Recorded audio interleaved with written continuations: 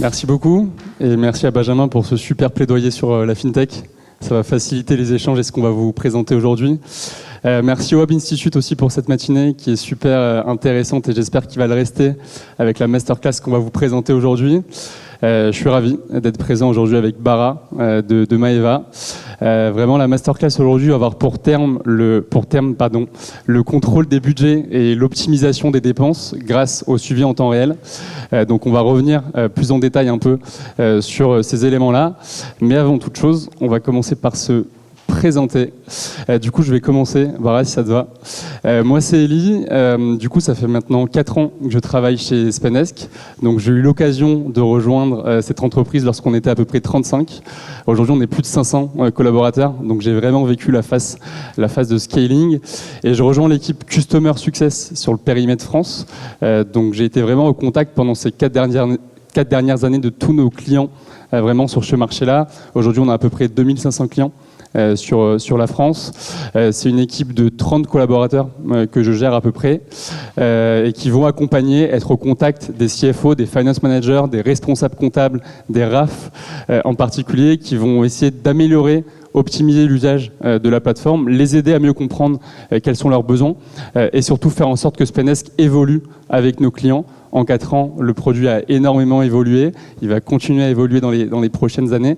Et donc, on est ravis de pouvoir présenter le cas d'un client aujourd'hui, Maeva avec nous. Du coup, Bara, je te laisse la parole pour te présenter et nous dire un peu plus aussi au sujet de Maeva. Très heureux d'être avec vous aujourd'hui. Je suis Bara Diouf. Je travaille au sein de la société Maeva.com.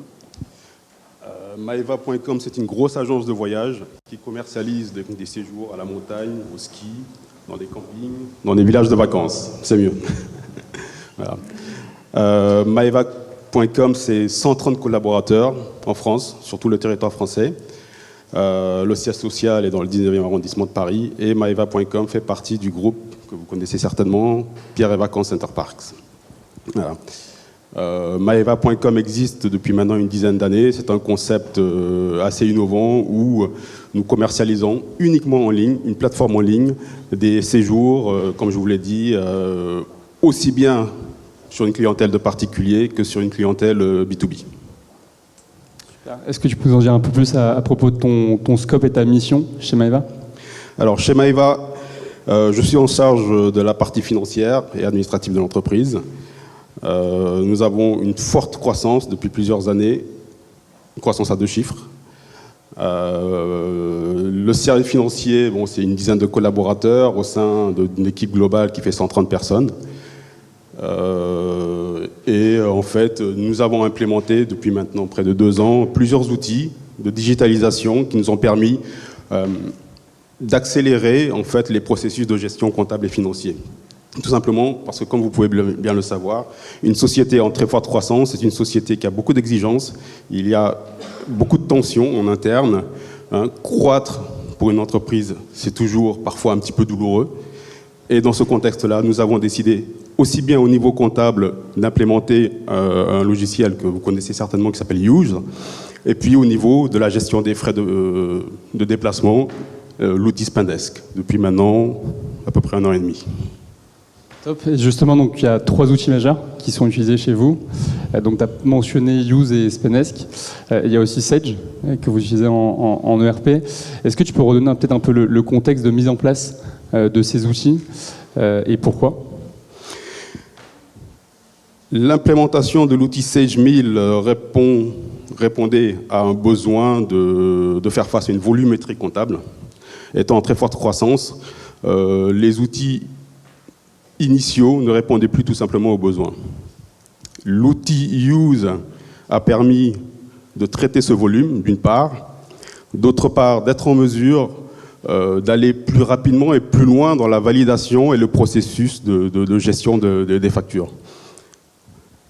Et troisièmement, l'implémentation de l'outil Spenesk depuis maintenant 1 an et demi, que vous nous suivez, a permis, d'une part, de fiabiliser le traitement des notes de frais, de diminuer, voire même d'éliminer complètement le traitement papier des notes de frais. Vous savez, dans beaucoup d'entreprises, ça se fait encore, hein, des notes de frais avec des tickets, des tickets de métro, etc. C'est long à traiter. Pour les collaborateurs qui le font, c'est pas du tout intéressant, très honnêtement. Et enfin, ça annule totalement les délais de remboursement des collaborateurs. Nous faisons partie du groupe Center Parcs. Chez mes collègues du groupe, les remboursements des notes de frais se font à presque 2 mois. Pourquoi ? Parce que nous avons des sites dans toute la France. Dans toute la France. Imaginez l'acheminement des notes de frais jusqu'au siège à Paris, avec tout ce que cela implique, le temps, les pertes de documents, puis au niveau du siège, des comptables qui doivent le faire, traiter des centaines et des centaines de papiers de notes de frais, c'est très long. C'est très long. Grâce à Spendesk, chez maeva.com, nous parvenons à rembourser nos collaborateurs leurs notes de frais en 15 jours. Tous les 15 jours, nous remboursons nos notes de frais. Contrairement aux collègues du groupe, ils peuvent attendre jusqu'à 2 mois. Top. Si on revient effectivement, parce que du coup on parle de Maeva, qui est pour certaines personnes peut-être dans la salle l'équivalent d'une entreprise qui est assez importante. Il y a un groupe derrière, tu l'as précisé, ça fait partie du groupe Center Parcs, Pierre et Vacances. Comment une entreprise comme Maeva se met en ordre de marche pour changer un peu ses outils, pour se digitaliser? Comment ça se passe concrètement? Est-ce que l'adoption de ces outils que tu as précisé se fait facilement? Chez Maeva, le maître mot, c'est les échanges.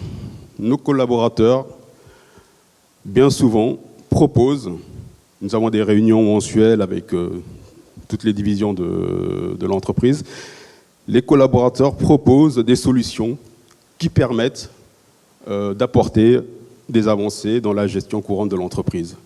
Également, les collaborateurs sont, poussés à proposer des projets et à en parler, à mener des projets. Les projets qui sont proposés et sur lesquels nous discutons tous les mois, ce sont des projets soit aboutis, des projets en cours, ou parfois aussi des projets qui ont échoué. L'idée, c'est de savoir pourquoi ça a échoué, pourquoi on y est arrivé, et pourquoi c'est en cours, pourquoi ça traîne, pourquoi, voilà. Il s'agit d'échanger. Et dans ce contexte-là, les outils tels que Spendesk sont arrivés et nous ont permis justement de continuer à proposer à l'entreprise ces développements et cette accélération dans la gestion des processus. Généralement, les outils sont à l'initiative de certains collaborateurs. Ça peut être des collaborateurs qui viennent et qui proposent, dans ces moments-là d'échange, de mettre en place des nouveaux process. Les outils sont toujours, chez Maeva, à l'initiative des collaborateurs. Super. Si on revient effectivement sur l'avant-digitalisation chez Maeva, tu as commencé à mentionner quelques frictions, quelques éléments un peu clés. Est-ce que tu peux revenir justement par rapport à la partie gestion des dépenses, notamment que vous passiez avec Spendesk, quels étaient un peu des éléments un peu chiffrés, quel était le temps que vous passiez dessus chaque mois? Côté collaborateur, tu as commencé à l'indiquer en termes de remboursement. Est-ce qu'on peut revenir un peu sur les moments de friction? Bien sûr. Alors, les principaux moments de friction, ça peut être pour le collaborateur comptable de traiter ses documents, les documents qui manquent. Le collaborateur qui attend le remboursement de sa note de frais, qui ne comprend pas pourquoi le remboursement ne vient pas, parce qu'il y a certainement un ticket qui manque. Il y a les délais de traitement. Et puis, comme je l'ai souligné tout à l'heure, pour un comptable, ce n'est pas forcément intéressant, ce genre de travaux. Nous avons réussi à réduire en 1 an et demi, passer de près d'1 mois sur les remboursements à des remboursements tous les 15 jours. Nous parvenons, grâce à cet outil, à contrôler les dépenses, parce que chaque manager, chaque chef de service, chaque responsable d'équipe est en charge de valider les notes de frais de son équipe, de ses collaborateurs, avec un double plafond que nous avons mis en place. Un plafond à 500 € pour les validations directes du manager, et au-delà de 500 €, il y a une deuxième validation qui doit se faire et qui se fait par le directeur général. Les autres moyens qui permettent de contrôler en fait la gestion des notes de frais, c'est que l'outil Spendesk permet de fixer des budgets. Parce que avec Spendesk, nous avons non seulement le traitement des notes de frais telles que nous les connaissons tous, mais nous avons également des cartes physiques ou virtuelles qui sont remises aux collaborateurs, qui leur permettent de faire leurs achats. Ces cartes, en fait, elles sont contrôlables. Nous pouvons fixer un budget sur la carte, une centaine d'euros par mois, par exemple. Il est possible d'interdire certains types de dépenses. Par exemple, chez nous, nous n'autorisons que des achats de péage ou de carburant. Il est possible d'interdire sur l'interface l'utilisation de la carte, par exemple les week-ends ou certains jours de la semaine, qu'importe. Voilà, ça permet vraiment de contrôler les dépenses, les frais de déplacement de tous nos collaborateurs, tout simplement. Et donc pour revenir sur l'aspect vraiment comptable, donc au sein de ton équipe, l'équipe finance, donc tu disais qu'effectivement il y a eu un gain de temps de retraitement qui a été vraiment diminué énormément. Tu disais, voilà, à peu près, vous passez 30% de votre temps sur ce sujet. Avant, la digitalisation a plutôt une demi-journée tous les 15 jours. Voilà, tous les 15 jours. Ce temps-là, du coup, vous l'avez investi sur autre chose. Absolument. Au sein de l'équipe? Absolument.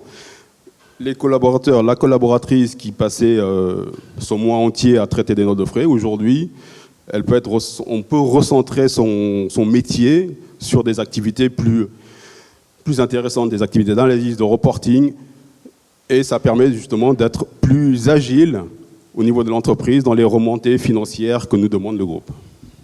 Et c'est intéressant, c'est une bonne transition avec la slide d'après. L'idée, c'est de donner également à l'audience quelques éléments pratiques. Tu as commencé à l'évoquer avec la slide précédente. Effectivement, donc, si on revient sur l'élément donc, de schéma d'approbation, que tu as mis en place chez Maeva. Donc tu as expliqué qu'il y avait 2 éléments de validation, donc avec un cap soit jusqu'à 500 euros, où c'est donc le chef de département qui valide et au-dessus de 500 euros le dirigeant. Là aussi, la réflexion, est-ce que tu sais comment ça s'est fait? Pourquoi vous avez défini ce cap à 500 euros? Et aujourd'hui, est-ce que c'est quelque chose qui fonctionne? Ce cap de 500 euros, c'est répond tout simplement aux besoins de dépenses en notes de frais des collaborateurs. Ce portefeuille, après, il est à définir par tout un chacun, en fonction de l'entreprise, en fonction du volume de déplacement que font les collaborateurs. Bien sûr, on peut le moduler. Voilà. Après, pour ce qui concerne la gestion des moyens de paiement, là encore, tout est entre nos mains en tant qu'utilisateurs. Nous avons la possibilité, comme je l'ai souligné tout à l'heure, de fournir aux collaborateurs des cartes physiques, de fournir aux collaborateurs des cartes virtuelles. Les cartes virtuelles, c'est quoi? C'est un moyen de paiement qui permet tout simplement de faire un achat en ligne pour une prestation et en one shot. Une fois que l'achat a été réalisé, la carte en fait est tout simplement inutilisable, dématérialisée. Voilà. Justement, sur les moyens de paiement, donc il y a une vingtaine de cartes que vous avez mis en place. Comment vous avez choisi les collaborateurs qui ont accès à ces cartes-là chez Maeva? À peu près une trentaine aujourd'hui. Ces cartes, en fait, sont entre les mains de nos relais en région. Maeva a près d'une trentaine de relais dans tout le territoire national. Et ça permet aux collaborateurs en place de faire des achats très ponctuels. Et donc l'ensemble, par contre, des autres collaborateurs a accès aussi aux cartes virtuelles? Alors l'ensemble des autres collaborateurs, ça encore c'est une politique interne, l'ensemble des collaborateurs soit utilisent la formule note de frais digitalisée, ou alors utilisent, en cas de besoin, pour des achats un peu plus chers, la carte bancaire virtuelle. Très clair. Il y a quelque chose quand on a préparé cette intervention qui m'avait un peu étonné, c'est que tu m'as dit avant Spendesk, on n'avait pas du tout de reporting, ça n'existait pas en fait, notamment vis-à-vis de la direction. Ça m'a énormément surpris et j'aimerais bien que tu reviennes dessus. Donc comment ça se passait avant là-dessus et maintenant comment ça se passe vis-à-vis de la holding? L'outil Spendesk a déjà dans sa livraison un tableau de bord qui permet de gérer, de regarder un petit peu les types de dépenses qui sont faits. Mais il est aussi assez souple, puisque en fonction de nos besoins, en fonction de vos besoins, il est possible de demander au support d'ajouter tel ou tel type de module, d'ajouter tel type d'analyse. Et en fonction de cela, on peut savoir quels sont les types de dépenses par département, quels sont les volumes de dépenses, quels sont les risques de dérapage en termes de dépenses. Voilà. Comment là-dessus, justement, vis-à-vis de la holding, c'est un point important. Il y a des exigences qui ont été un peu intensifiées au cours des dernières années. Comment vous y répondez aujourd'hui? C'est quoi la régularité d'envoi des reporting? Comment ça se passe? Alors, dans sa conception, l'outil Spendesk fournira à l'administrateur, comme moi, un reporting qui arrivera dans sa messagerie tous les mois. Mais au-delà de ça, il est possible, à la demande, de travailler dans l'interface Spendesk, de travailler ces reportings et de faire face, de répondre à des demandes ponctuelles de la part de la holding. Donc directement, la holding... c'est vraiment très souple, c'est vraiment très agile comme outil. Okay. Donc c'est la holding qui peut ponctuellement faire une demande. Toi, tu vas sur l'interface, tu récupères un peu les éléments qui sont demandés par la holding. Je récupère les éléments et sur un département. Je les croise et puis je les fournis en quelques minutes, quelques heures. Okay. Mais avant, donc ça n'existait pas. Tu reconfirmes. Avant, encore une fois, ça n'existait pas. Il fallait prendre beaucoup de temps, compiler beaucoup d'informations pour pouvoir arriver à cela. Très clair. Et donc aujourd'hui, concrètement, vous avez donné accès donc à l'outil Spendesk à l'ensemble des collaborateurs du groupe. Pareil, donc quelqu'un demain arrive chez Maeva, il aura un accès à Spendesk? Absolument. L'accès à Spendesk fait partie tout simplement du package de recrutement. Quand on a un nouveau collaborateur, il a obligatoirement un profil Spendesk qui est créé. Très clair. Si finalement, Bara, on résume un peu les bénéfices que vous avez pu retirer un peu de la mise en place de ces différents outils, en particulier Spendesk aujourd'hui, est-ce que tu peux revenir un peu sur ces éléments, donc gain de temps, nous remettre un peu finalement les éléments de gain de temps que vous avez pu constater? Alors bien sûr, le gain de temps, comme je l'avais précisé, 2 mois pour les collaborateurs du reste du groupe, tous les 15 jours chez Maeva, pour les remboursements des notes de frais. L'agilité pour les services financiers dans les analyses et les besoins en reporting ponctuel. Et puis la satisfaction des collaborateurs, tout simplement. Voilà. Du côté satisfaction, c'est des choses qui se sont remontées naturellement. Comment tu le constates, toi? Oui, parce que nous les traitons, les notes de frais, avec beaucoup de sérénité. Nous savons qu'il n'y a pas de risque, il n'y a plus moins de risque de friction, de demande, de mécontentement. Et puis au niveau du collaborateur, c'est très facile, parce que le collaborateur n'a pas de risque de perte de documents. Une fois qu'il a fait son achat, il scanne sa facturette avec son téléphone, avec son smartphone, et l'interface sur l'outil Spendesk, sur son profil Spendesk. La dépense arrive au niveau de son manager qui valide, et ça arrive sur moi qui effectue le remboursement tous les 15 jours. Très facile. Et tu m'as dit aussi quelque chose d'intéressant. Tu m'avais dit aussi que d'autres filiales étaient un peu jalouses de Maeva, dans le fait que Maeva ait accès à Spendesk et le reste du groupe aimerait aussi avoir accès à l'outil. Est-ce que c'est des choses qui... C'est vrai. Et une démonstration, nous avons effectué une démonstration au niveau du groupe. Et je pense que vous allez gagner un nouveau marché très bientôt. Merci Bara. Enfin, la dernière partie, peut-être la partie fiabilité de l'outil. Donc, notamment, on a beaucoup parlé dans d'autres sessions ce matin de l'importance de la donnée. Avoir une bonne donnée en temps réel. Là-dessus, comment ça se passe? Est-ce que toi, tu es satisfait de ce que tu en retiens au quotidien, toi et tes équipes et la direction, bien sûr, derrière toi? Oui. Alors, bien sûr, il y a la gestion de la data, qui est beaucoup plus facile. Il n'y a plus de documents papier, donc tout est stocké de façon virtuelle. Mais au-delà de ça, j'aimerais même aller un peu plus loin. L'aspect RSE, l'aspect environnemental, c'est un sujet aujourd'hui. Plus de notes de frais, papier, plus de stockage. Tout se fait d'une façon digitalisée. Et même, si je peux aller au-delà même de Spendesk, avec l'outil Use, chez Maeva, nous traitons près de 30 000 factures par an. 30 000 factures. Ça représenterait un gros tas de papier, vous imaginez. Donc ça fait moins de papier, moins d'achats en consommables, fournitures, moins de stockage, plus de stockage d'ailleurs du tout. Et je le vis actuellement. Lorsque vous êtes audité par vos commissaires aux comptes, les demandes de factures que vous devez fournir, vous n'avez plus à aller fouiller dans les classeurs, il suffit de 3 clics et puis vous les fournissez, ça va très vite. Voilà. Donc finalement, grâce à ça, donc les 3 bénéfices, encore une fois, le gain de temps, la satisfaction des collaborateurs et la fiabilité de l'outil que tu as pu voir sur différents éléments, tu l'as dit, d'un point de vue RSE, d'un point de vue données vraiment centralisées sur un seul outil, et même là, dans le cadre d'un audit, typiquement, l'accès à l'information super rapidement pour tes auditeurs. Absolument. Très clair. C'était la dernière slide. On voulait laisser un peu de temps pour des questions dans l'audience ou en ligne directement. Est-ce que vous avez des questions? Je crois qu'on peut faire passer des micros pour vous. N'hésitez pas.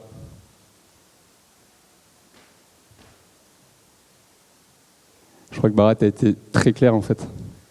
Extrêmement clair. En tout cas, n'hésitez pas, pareil, à nous contacter si vous avez des questions. Merci encore, Bara, pour ta participation ce matin. Merci d'avoir mis un peu en perspective tous ces sujets liés vraiment au contrôle et à la gestion en temps réel. J'espère que ça vous a plu et que vous en avez retiré quelques éléments super pratiques à mettre en place dans vos entreprises. Merci de m'avoir invité.